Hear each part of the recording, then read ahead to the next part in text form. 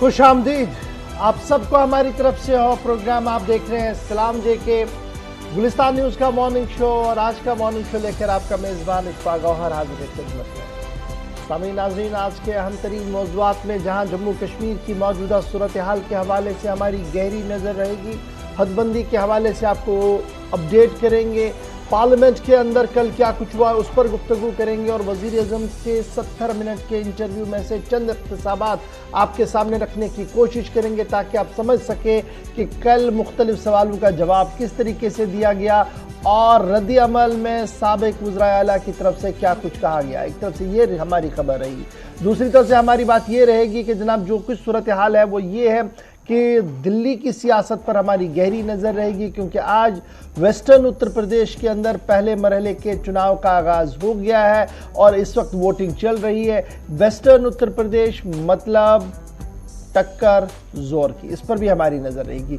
मकामी सतह पर चलेंगे तो आपको बताएंगे कि पाकिस्तान का जवाब कहाँ से आया है, क्यों दिया गया है और उस पर बयान के पस मंज़र में क्या कुछ है, सब कुछ रहेगा। एक एक करके आपके सामने ये सारी खबरें हम रखने की कोशिश करेंगे, लेकिन प्रोग्राम का तय फॉर्मेट जो है वो ये है कि 3 मरहलों पर यह प्रोग्राम आपके सामने रखने की कोशिश करते हैं। तीसरे पड़ाव पर आते हैं, यानी 9:35 पर हमारी फ़ोन लाइन्स ऑटोमेटिकली खुल जाती हैं। आप कॉल करते हैं, आपकी आवाज़ को हुकूमत तक पहुंचाने का आज भी अज़म हमारा बरकरार है, इस उम्मीद के साथ कि इदारे आपकी बात को सुने और उसका हल भी करें। लेकिन तय फॉर्मेट का जो हमारा तय फॉर्मेट है उसके हिसाब से सबसे पहले अभी आपको तारीखी पस मंज़र में लिए चलते हैं, यानी आपको माजी में आज का दिन, फरवरी के आज के दिन में क्या कुछ हुआ है उनमें से चंद वाक़यात की अक्कासी करेंगे आसिफ रशीद, जो दिल्ली स्टूडियो में इस वक्त मेरे साथ मौजूद हैं। बहुत शुक्रिया आपका। खुशामदीद, सुबह खैर। प्रोग्राम आप सलाम जी के देख रहे हैं दिल्ली के स्टूडियो से बराह रास्त। आगाज करेंगे हिस्ट्री ऑफ द डे में। शुरुआत क्या कुछ बताती है आज के प्रोग्राम की, और आज 10 तारीख है, फरवरी की 10 तारीख 1921 में आज ही का दिन था जब महात्मा गांधी ने काशी विद्यापीठ का इफ्तिताह किया था। 10 फरवरी 1921 को, आज से ठीक 100 साल कबल 1921 में आज ही के दिन ड्यूक ऑफ कैनॉट की जानिब से इंडिया गेट का संग बुनियाद रखा गया था। इसको भी लगभग 101 बरस मुकम्मल हो गए हैं। नई दिल्ली 1931 में हिंदुस्तान का दारुल हुकूमत आज ही के दिन बना था। नेशनल कैपिटल दिल्ली को डिक्लेयर किया गया था 10 फरवरी साल 1931 को, आज ही के दिन। और 1818 में बरतानवी फौज और मराठों के दरमियान रामपुर में तीसरी और आखिरी लड़ाई आज ही के दिन हुई थी। 200 बरस इसको भी मुकम्मल हो गए हैं। 2005 में आज ही का दिन था जब नॉर्थ कोरिया, जिसे आप शुमाली कोरिया कहते हैं, जिसने ऐलान किया कि उसके पास जौहरी हथियार हैं। आज के दिन ये अनाउंसमेंट हुई थी 16 बरस कबल। रूस और जापान ने 1904 में आज ही के दिन जंग का ऐलान किया था। दोनों ताकतें आमने सामने आई थी और इस बीच शुरुआत इस तरीके से पहली जंग अजीम की तरफ आहिस्ता आहिस्ता जब मुख्तलिफ मालिक बढ़ रहे थे तो रूस और जापान भी आमने सामने आ गए थे। 10 फरवरी 1904 को बाकायदा इसका ऐलान हुआ था। बरतानिया में फौजी भर्तियों का अमल 1916 में शुरुआत इसकी की गई थी और इसका असर भारत तक देखा गया, चूंकि यहां पर भी ब्रिटिश रूल था और भर्तियों का आगाज हिंदुस्तान के अंदर भी हुआ था 10 फरवरी 1916 को। 2013 में आज ही का दिन था 10 फरवरी का, जब इलाहाबाद में कुंभ मेले के दौरान भगदड़ मची। 36 लोगों की मौत हुई, 100 से ज्यादा जख्मी हुए और इसके बाद एहतियाती इकदाम आज तक उठाए जा रहे हैं। लेकिन कुंभ मेले के दौरान अपनी नौइयत का यह पहला हादसा था जहां साल 2013 में 30 से ज्यादा लोगों ने अपनी जान गंवा दी।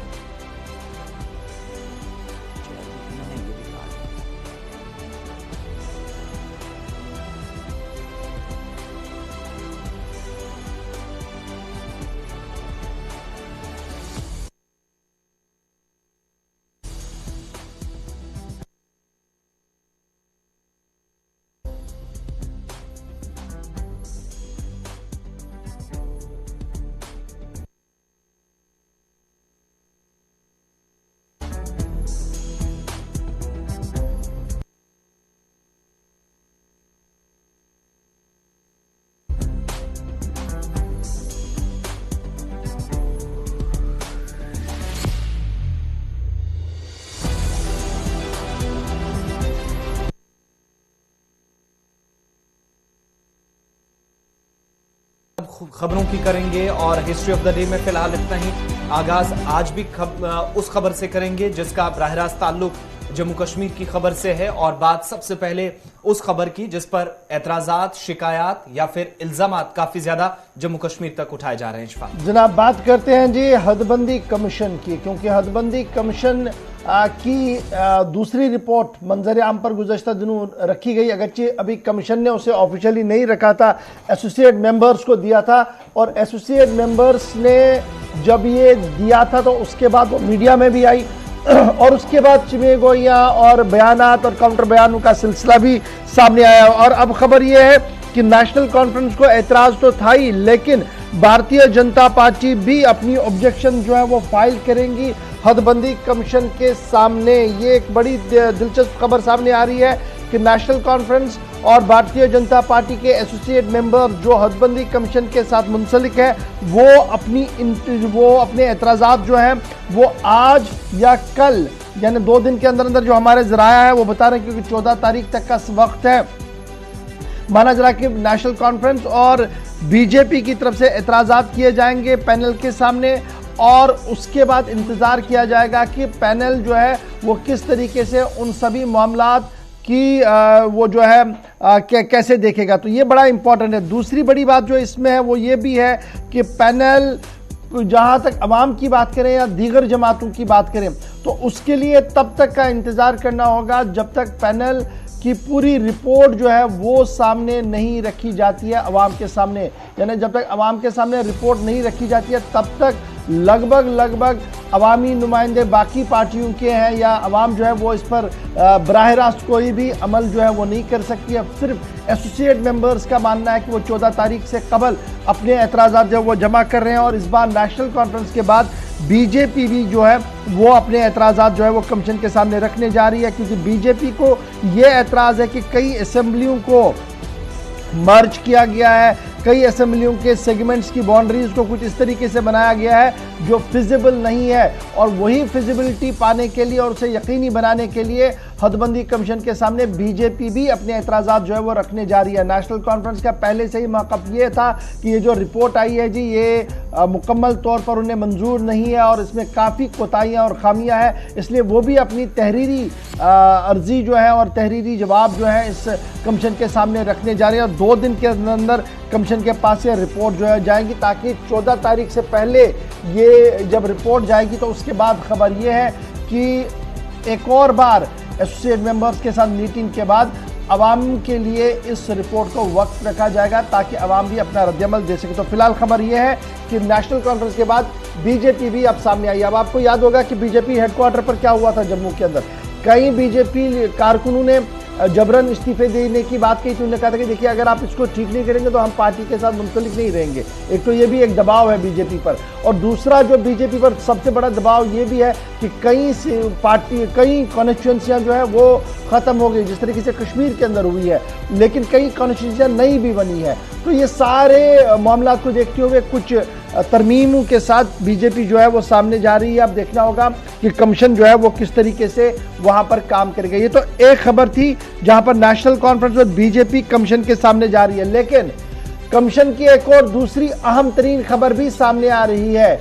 और तौसी हो सकती है कमीशन की। जो हमारे ज़राया दिल्ली के अंदर है उनका मानना है कि हदबंदी कमीशन की तारीख जो मुकम्मल हो रही है, मुद्दत जो है वो मार्च के पहले हफ्ते के अंदर मुकम्मल हो रही है, लेकिन उससे कबल ही तकरीबन 3 महीने का एक्सटेंशन मिल सकता है हदबंदी कमीशन को। हमारे ज़रायों के मुताबिक हदबंदी कमीशन की तरफ से कुछ और वक्त मांगा गया था कमीशन के मरकजी वजारत दाखिला के साथ रब्ता करने के बाद, लेकिन मरकजी वजारत दाखिला ने मजीद वक्त देने से साफ इनकार कर दिया है और सिर्फ 3 महीने तक उसूली इकरार किया गया है, और उस सिलसिले में जो नई नोटिफिकेशन होगी वो मार्च के पहले हफ्ते में आपके सामने होगी, जब कम से कम 3 महीने का मजीद एक्सटेंशन इसको मिल सकता है। क्योंकि अभी एक्सटेंशन की बात अब वाज़ेह भी है, क्योंकि अभी जिस तरीके से काम हुआ है 14 तारीख तक एसोसिएट मेंबर्स के साथ मीटिंग हुई है, इसके बाद अभी एक और मीटिंग होनी है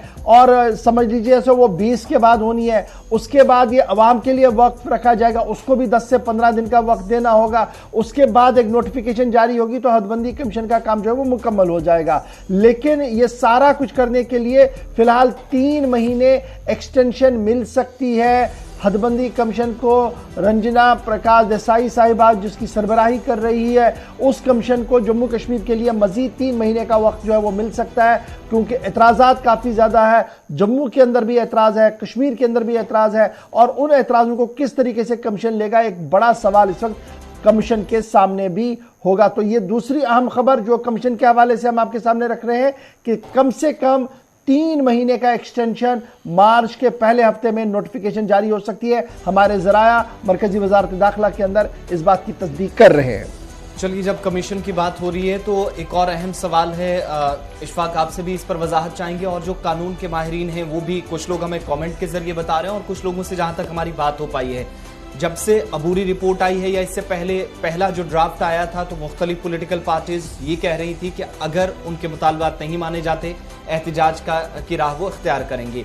ये एक रास्ता उनके पास है, लेकिन दूसरा रास्ता ये भी है कि वो अदलिया के सामने जाएंगे, अदालत उज़्मा के सामने, या फिर कोर्ट का दरवाजा खटखटाएंगे, वहां पर इस मामले को ले जाएंगे। कुछ लोग ये भी कहते हैं कि पार्लियामेंट्री पैनल के सामने इसे लिया जाएगा, लोकसभा के अंदर दोनों ऐवान ज़रियों और ऐवान बाला के अंदर इसको डिस्कस होना चाहिए। ये सारी चीजें हमने सुनी पिछले 6 से 8 महीनों के दौरान, लेकिन क्या कहीं पर कोई दफा, कोई खुसूसी इस तरह का इल्तिजाम है कि जहां पर यह कहा जाए कि कमीशन के लिए गए हुए फैसले को चैलेंज किया जा सकता है? नंबर 1। नंबर 2, जो पॉलिटिकल पार्टीज इस वक्त कह रही हैं कि वो अदालत तो जाएंगी, इस मामले को चैलेंज कर सकती हैं और इसको रोका भी जा सकता है, इज देयर एनी पॉसिबिलिटी? देखिए, 2 बड़ी अहम बातें हैं। एक ये कि क्या अदालत का दरवाज़ा खटखटाया जा सकता है, पार्लियामेंट के अंदर इस पर कोई मामला आ सकता है। तो इनकी वजाहत खुद जिस रूह से ये कमीशन अभी काम कर रहा है, अगर 5 अगस्त से पहले ये कमीशन काम करता तो नवीयत हमारे सामने कुछ अलग होती, लेकिन चूंकि अब वो नवीयत हमारे सामने नहीं है, तो मरकजी कानून जो डिलिमिटेशन एक्ट है उसके अंदर 3 चीज़ें बड़ी क्लियर है। नंबर 1 कि इस के अंदर तरमीम की कोई गुंजाइश ही नहीं है आउटसाइड। यानी आउटसाइड मतलब क्या है जी, आप कमीशन के फैसले को कोर्ट के अंदर, नो क्वेश्चन इन कोर्ट, आप कोर्ट के अंदर कोई सवाल ही नहीं कर सकते हैं इसमें। यानी जो लोग ये कह रहे हैं कि जनाब कमीशन की रिपोर्ट आनी चाहिए, मैं तो कोर्ट का दरवाज़ा खटखटाऊंगा, यहाँ पर जो जिस रूह से कमीशन काम कर रहा है वो जहाँ तक हमारी नॉलेज है और जो माहिरीन का मानना है कि जनाब कोर्ट जाया ही नहीं जा सकता है। इवन कि पार्लियामेंट ऑफ इंडिया और स्टेट लेजिस्लेचर, यानी अगर असेंबली भी होती और इस कानून के तहत हदबंदी होती, न तो पार्लियामेंट ऑफ इंडिया को इख्तियार था कि वो इसमें कुछ हज़फ करता या कुछ और बढ़ाता, न स्टेट असेंबली के पास इख्तियार था कि वो इसको कुछ हज़फ करता इनमें से और कुछ चीज़ें एड ऑन करता, न तो पार्लियामेंट को, न स्टेट को, न कोर्ट को। तीसरा ऑप्शन क्या है जी, सिर्फ और सिर्फ डिलिमिटेशन कमीशन को ही ये इख्तियार है कि वो अपनी बात जो कह रहा है, रिपोर्ट जो दे रहा है, इसको दोबारा से भी दे दे या इसमें कोई तरमीम करे, इसके बगैर कोई तीसरा ऑप्शन है नहीं। अब जब हम माजी की ओर देखते हैं तो 2-3 चीज़ें एक मिसाल हमारे सामने है कि कैसे कुछ हुआ, लेकिन उससे पहले आपको याद होगा कि गुलाम नबी आज़ाद ने हमारे प्रोग्राम में 2 बातें कही थी। उन्होंने कहा था कि जनाब मैंने कानून लाया था, उस वक्त अगर पार्टियों ने मेरा साथ दिया होता तो सिचुएशन आज ऐसी नहीं होती, हमारे पास ऑलरेडी डिलिमिटेशन हुई थी, लेकिन माना नहीं गया। तो कुछ सियासी लोगों ने इतराज़ किया कि जनाब आज़ाद साहब कैसे ये बात कर रहे हैं। तो हमने जब इसको वेरीफाई किया, बाज़ाब्ता तौर पर मसवदा बना था असेंबली के अंदर, वो कोई भी जाकर देख सकता है, लेकिन जो हमारा peoples representation act Jammu Kashmir का था 5 अगस्त से पहले, 2019 से पहले, क्योंकि हमारे पास आईन अपना था, कानून अपना था और हम अपने तरीके से हर एक काम को चलाते थे, उसके अंदर ये गुंजाइश थी कि स्टेट लेजिस्लेचर अपने हिसाब से इसमें तरमीम करवा सकता था, लेकिन की नहीं गई है। ये माजी की गलती हुई है, जिसका गुलाम नबी आज़ाद ने भी कहा कि मैंने भी कोशिश की थी लेकिन हुआ नहीं, क्योंकि 1957 का एक्ट था। और फिर 2-3 बार हमारे ऊपर यह मामला चला कि डिलिमिटेशन हुई, लेकिन एक बात याद रखिएगा, जो जस्टिस के गुप्ता कमीशन था, इस जस्टिस के गुप्ता कमीशन ने जब 28 सितंबर 1992 को अपनी इंटरीम रिपोर्ट गवर्नर को सौंपी, उसमें कई बार तरमीम हुई, क्योंकि पहले जम्मू में एजिटेशन हुआ, फिर दोबारा कमीशन बना, फिर कमीशन ने दोबारा काम किया, तो फाइनली ये जो जस्टिस गुप्ता साहब का कमीशन था, उन्होंने जो लाइन खींची उस वक्त 92 में के कमीशन ने, उन्होंने जो गवर्नर को बताया, उन्होंने रिकमेंड किया कि 46 सीटें जो कश्मीर में, 37 जो जम्मू में हो, 4 लद्दाख के लिए हो। और इस के बाद काफ़ी हंगामा हमने जम्मू के अंदर देखा। फिर दोबारा इसी कमीशन को कृष्णा राव साहब जो थे वो मैदान में आए, उन्होंने कमीशन को कहा कि जनाब आप देखिए मिलिटेंसी सामने थी, कुछ मामला चला नहीं। और फिर 95 जो मैं कह रहा हूं कि 1996 में जब चुनाव हुए तो उससे पहले कमीशन ने अपना काम किया था, हदबंदी कमीशन ने, दैट वाज के गुप्ताज कमीशन। और 24 अप्रैल 1995 को के गुप्ता कमीशन ने डिलिमिटेशन रिकमेंडेशन जो है वो जनरल राव के सामने रखी राजभवन के अंदर, जम्मू के अंदर, जिसमें वही खदुखाल था जो पहले था, जिसको लेकर जम्मू में एहतजाज हुआ था 46 एंड 37। तो उसी को लेकर फिर चुनाव हुए थे और आज दोबारा कमीशन, यानी अगर कमीशन का कोई पन्ना आपने बदलना है तो वो कमीशन को ही इख्तियार है। अभी तक हमारे पास जो मुख्तलिफ ज़राया, मुख्तलिफ पैनल से हमने गुफ्तगू की है, ये बात जो है वो सामने आ रही। तो यही वजह है कि पार्टियां काफ़ी टाइट लिप्ड है, न वो अदालत में जाने की बात कर रही है एक को छोड़कर, और ना ही वो बड़ी बात कोई कह रहा है। एजिटेशन की जहां तक बात है, एहतजाज की जहां तक बात है, वो जमहूरी हक एक है हमारे आईन के अंदर, कानून के अंदर उसकी है कि आपको लगता है कि आपकी हकूक पर शबखून होना तो आप पुरअमन एहतजाज कर सकते हैं। अमन कानून को दरहम बरहम करके आप जब आप एहतजाज करेंगे तो वो बलवे में आता है, वो फसाद में आता है, उसके लिए अलग कानून से फिर FIRs भी दर्ज होती है। तो ये थी जनाब छोटी सी वजाहत जो हदबंदी के हवाले से थी, क्योंकि आज इसलिए वजाहत करनी पड़ी, 2 बैक टू बैक खबरें हमने आपके सामने हदबंदी के हवाले से रख दिया। जी आसिफ, चलिए अब बढ़ते हैं आगे। अब जरा बात सेहत के निजाम की भी करते हैं और आपको बताते हैं कि किस तरीके से खामियां हैं, कमियां हैं, तालमेल का फुकदान है और ये सबब बन रहा है आवाम की परेशानी का। बात जरा हम करते हैं जन औषधि केंद्रों के हवाले से। ये वो केंद्र हैं, ये वो मराकज हैं जो तिब्बी सहूलियात को बेहतर बनाने में काफी हद तक सरकार को तो मदद करते ही थे, लेकिन साथ साथ अवामी सतह पर भी कोविड की पहली, दूसरी और तीसरी लहर में राहत पहुंचाने का काम जन औषधि केंद्रों ने किया है। केंद्र यानी मरकज जन अवाम के लिए औषधि, जिसे आप मेडिसिन या तिब्बी इसमें आप शामिल करते हैं। और वज़ीर आज़म ने 1 नहीं 2 नहीं बल्कि 10 मरतबा अपने खिताब में कहा कि तमाम रियासतों और मरकज के ज़ेर निज़ाम इलाकों में कोविड की पहली, दूसरी और तीसरी लहर के दौरान जम्मू कश्मीर से लेकर कन्याकुमारी तक इन सेंटर्स का कयाम अमल में लाया गया, जिनका मकसद यह था कि मेडिकल फैसिलिटीज कम से कम बेहतर हो सके और दूर दराज इलाकों में अद्वियात आसानी से दस्तयाब हो, यह मकसद था। अच्छा, इसमें बड़ी इंपॉर्टेंट बात है जी, जब हम जन औषधि केंद्र की बात करते हैं तो इसमें दवाइयां जो आपकी मिलती है वो जेनेरिक मिलती है, यानी सही मिलती है, बिल्कुल, और बाजार के मुकाबले में काफी सस्ती दवाइयां मिलती हैं। मैं इसका जाती तौर पर मुशाहिदा कर चुका हूं जी, यहाँ दिल्ली के अंदर भी। और जो दवाई आप 5 से 8 हज़ार रुपये में मार्केट में लाते थे वो आपको यहाँ 1000-1500 में मिलती है। तो इतना फ़र्क इसमें मिलता है।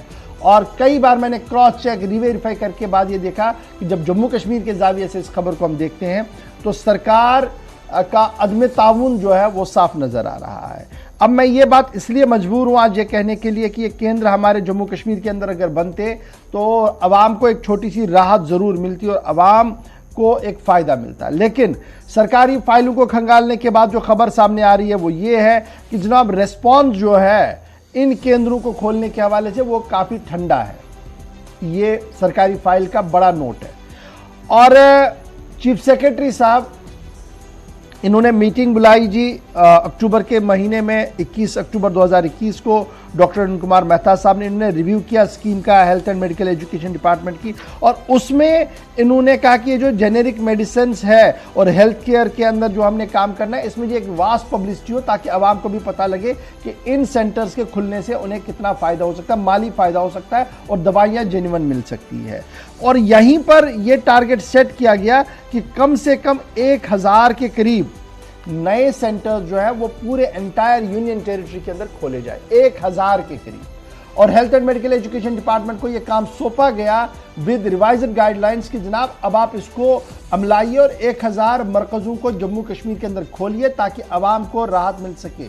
इसमें कोई शक नहीं है कि मरकज़ कुछ हमारे पास चल रहे हैं और नियरली कोई 120 या 130 के आसपास ये केंद्र जो है, ये जो दवाई के मरकज़ है जहाँ पर अद्वियात मिलती है, चल रहे हैं। और कुछ अस्पतालों के अंदर भी है, कुछ अस्पतालों के बाहर भी है। लेकिन अब आप समझिएगा, अगर 1000 ये शॉप्स खुल जाती तो लोगों को कितनी राहत और फायदा मिलता, और जेनेरिक मेडिसिन मिलती, सही दवाई मिलती, इलाज भी सही होता। तो इसके लिए क्या किया गया, 1000 का हदफ किया गया 21 अक्टूबर को। आज जब हम 2022 के 10 तारीख और फरवरी के महीने में है, तो जनाब इस पर क्या कहा गया कि जनाब रेस्पॉन्स, कोल्ड रेस्पॉन्स है जी लोगों का। जब हमने खंगालने की कोशिश की तो पता लगा कि इतना कॉम्प्लिकेटेड और पेचीदा इसको बनाया गया है कि कोई हाथ डालने के लिए भी तैयार नहीं है। किन को आना था इसमें जी? इसमें कहा गया था कि एनजीओज, जो एनजीओज हैं जी, रजिस्टर्ड एंटरप्रेन्योर्स जो हैं रजिस्टर्ड, वो आ सकते हैं, वो जनाब आके इस मरकज को चला सकते हैं, और सरकार ने इस हवाले से गाइडलाइंस में भी तरमीम की थी, ये कहा गया था। लेकिन जब आप लेने जाते हैं या अप्लाई करने जाते हैं तो आपको पहले दौर से ही यानी पॉइंट 1 से पॉइंट 10 तक जाने में सालों लगेंगे, और ये प्रोजेक्ट आदमी भूल ही जाता कि भैया मैंने कुछ काम करना था। इसको स्ट्रीमलाइन करने की बहुत ज़्यादा ज़रूरत थी उस पैटर्न पर जिस पैटर्न पर दिल्ली के अंदर किया गया है, क्योंकि दिल्ली के अंदर यहाँ पर बहुत सारे केंद्र खोले गए हैं और कई रिहायशी इलाकों के अंदर भी खोले गए, अस्पतालों के अंदर तो है ही हैं, लेकिन रिहायशी इलाकों के अंदर भी खोले गए हैं ताकि आवाम को राहत मिले, और बाज़ाब्ता तौर पर एक सिस्टम चल रहा है। तो उस सिस्टम को मुतारुफ कराने की ज़रूरत है, और मुझे उम्मीद है कि डॉक्टर मेहता साहब जो काफ़ी कॉम्पिटेंट अफसर है और उनके आने से काफ़ी चीज़ें तब्दील भी हुई हैं, वो इसकी ओर देखेंगे कि उनकी अपनी डायरेक्शन अगर काम नहीं आती है तो खराबी कहां पर है। क्या वाकई तौर पर पॉलिसी को दोबारा से देखने की जरूरत है, या अफसरशाही इतनी है कि आवाम तक रसाई नहीं है, या तो आवाम को पता नहीं है कैसे आना है, या एक तो ये चैनल ऑफ कम्युनिकेशन ब्लॉकेट हो सकता है, दूसरा ये कि जनाब अफसरशाही इतनी है कि इसकी और किसी को तवज्जो नहीं है कि आवाम को राहत मिले। तो मेरी आज दरख्वास्त रहेगी चीफ सेक्रेटरी साहब से भी कि एक बार वो देखें कि अक्टूबर 21 तारीख को जो रिव्यू लिया गया था 1000 जन औषधि केंद्र खोलने का, वो क्यों नहीं आज तक हुआ है, और अगर हुआ नहीं है तो उसमें वजूहात क्या है, क्या और कोई नरमी लाने की ज़रूरत है ताकि जम्मू कश्मीर के नौजवान एक इस कारोबार को कर सके, उससे राहत आवाम को मिले, क्योंकि एक बहुत बड़ी राहत है अगर इसे इन लेटर एंड सेपरेट अडॉप्ट किया जाता है। तो फिलहाल आप मान लीजिए कि आपके पास जम्मू कश्मीर के अंदर 120 केंद्र है, 1000 खोलने का टारगेट है, और 1000 में अभी तक कुछ भी काम नहीं हुआ है। जी आसिफ, चलिए, तिब्बी सहूलियात की बात हो रही है, महकमा सेहत की बात हो रही है, तो एक और अहम फैसले की तरफ आपको लिए चलते हैं जिसके तहत कुछ लोगों को इख्तियारात दिए, और हुकूमती सतह पर आप दावा देखेंगे तो मुतलका हुकाम का दावा है कि इससे आने वाले वक्त में या मुस्तकबिल में डिपार्टमेंट के अंदर वाज़ेह तब्दीलियां देखी जाएंगी। महकमा सेहत और तिब्बी तालीम की तरफ से एक और हुक्मनामा जारी किया गया है जिसमें तिब्बी इदारों के जो एग्जीक्यूटिव सरबराहान हैं उनके इख्तियारात को कम कर दिया गया है। नए हुक्मनामे के मुताबिक कि जो नए ज़ाब्ते हैं, नए कवायद हैं, उनसे डॉक्टरों को रिसर्च का मजीद मौका मिलेगा, जो इससे पहले शायद कम थी। अगर सरकार के आप आदादुशुमार या सरकार के बयान को सही माने, 20 रोज कबल हुकूमत ने एक मसवदा तैयार किया था और उसके बाद इसको पेश किया गया, एक ड्राफ्ट तैयार किया गया था जिसमें सरकार की ये इस बार नीयत थी कि तिब्बी इदारों के जो एग्जीक्यूटिव सरबराहान हैं उनको इख्तियारात कम किए जाएं, और इस सिलसिले में यह भी कहा गया कि जो मेडिकल फ्रेटर्निटी है या इस अहम शोबे से वाबस्ता जितने भी लोग हैं उनकी तरफ से इस पर इत्मीनान का इजहार किया गया है। यह सरकारी सतह पर माना जा रहा। प्रिंसिपल्स जो हैं उनको मजीद इसमें टाइम मिलेगा, जो मेडिकल फ्रेटर्निटी है या रिसर्च से जुड़े हुए लोग हैं इस शोबे के अंदर उनको मजीद इससे वक्त मिलेगा, और आने वाले वक्त में एग्जीक्यूटिव सरबराहान के जब इख्तियारात कम किए गए हैं तो तिब्बी इदारों को मजीद मुस्तहकम और इदारों के अंदर शफाफियत और काम को बेहतर बनाया जाएगा। यह हुकूमत का दावा इस फैसले के बाद है, और नए ज़ाब्ते लागू होने के साथ ही काम उस मसवदे पर शुरू हो गया है जो 20 रोज कबल महकमा सेहत और तिब्बी तालीम जम्मू कश्मीर की जानिब से जारी किया गया। अच्छा जी, इस पर काफी रद्दअमल भी था। बड़ी दिलचस्प बात है कि काफी इस पर कहा जा रहा था कि जनाब इसको ना किया जाए, और आज जब ये नाफिजुल अमल हो गया तो आज मीटिंग भी है। तो एक छोटी सी मिसाल आपके सामने रख दूंगा तो आप समझ सकते हैं जो इस शोबे के साथ वाबस्ता।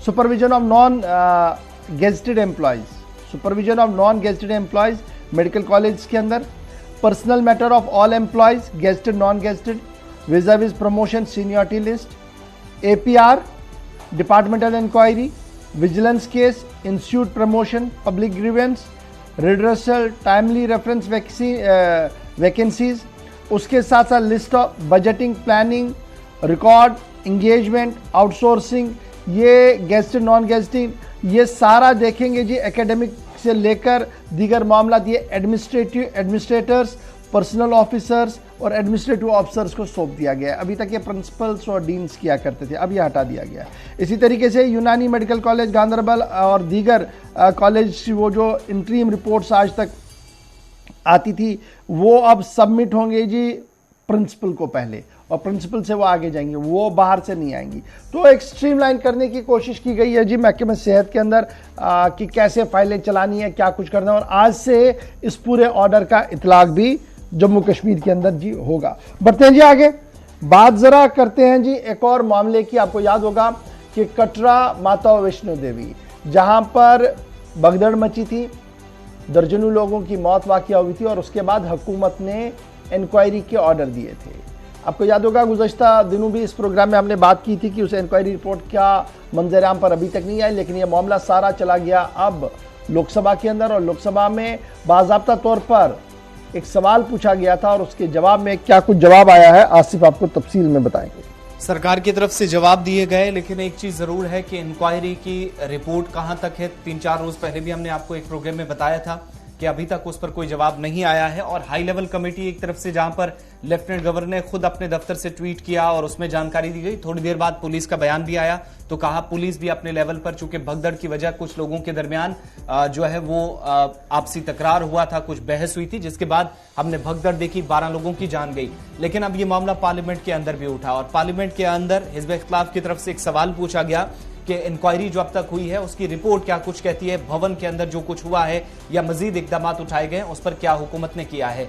मजीद इकदाम पर सरकार ने जवाब तो दे दिया कि भवन के अंदर क्या क्या चीजें की जानी थी, क्या तब्दीलियां लाई गई, रजिस्ट्रेशन का प्रोसेस क्या किया गया, ऑनलाइन या ऑफलाइन किस तरीके से आज के वक्त में यात्रा रखी जाए, रश को कम किया कैसे किया जाए, सीसीटीवी कैमरों को कैसे नस्ब किया जाए, टेक्नोलॉजी से लैस इस पूरे इलाके के अंदर इंसानी जानों के ज़िया उठने से बचा जाए, इसके लिए क्या कुछ करना था, सारी चीजें एक एक करके बता दी। लेकिन हुकूमत ने आज भी ये बात नहीं बताई है, कहीं ना कहीं पांव पीछे पार्लियामेंट के अंदर भी खींचा गया कि इंक्वायरी रिपोर्ट में अब तक क्या हुआ है। लेकिन जो सरकार ने इकदाम उठाए हैं उसमें तो ये कहा गया कि यात्रियों की हिफाजत को यकीनी बनाया जाए, इसके लिए सीसीटीवी कैमरे जो पहले से लगे थे उनकी तादाद में इजाफा कर दिया गया।